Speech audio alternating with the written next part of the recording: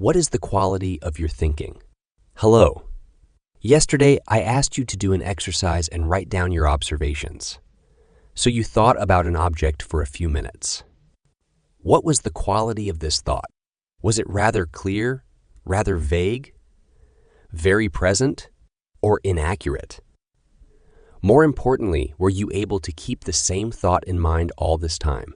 You may have found this an initial difficulty because the thought may have slipped away at times and then reappeared to consciousness when you had forgotten it. Another mental image may have replaced the idea of the object against your will, or else you did not perceive it in its totality, but only in a fragmented way, that is to say, the top of the object, then its bottom, or even one side, then the other, but very rarely the entire object. You may not have been able to keep the object from the same viewing angle, and, on the contrary, you may have had the impression of movement around it, or that it itself was moving. It may also have deformed and given birth to images that are more or less logical, sometimes completely beyond understanding. Stray thoughts unrelated to the object may also have occurred.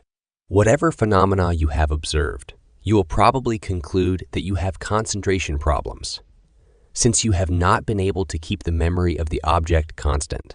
On the contrary, some will consider that they were able to keep the thought in mind throughout the observation period without any problem. Tomorrow, we will see together the dynamizing action of phosphine on the behavior of your thoughts. P.S. There are several phosphenic mixing techniques. The one we are going to work on tomorrow is probably the simplest, but not the most powerful. The reading method under phosphine is ideal for staying focused on your study and thus facilitating your memorization. The cascading mixing method allows you to increase your ideation.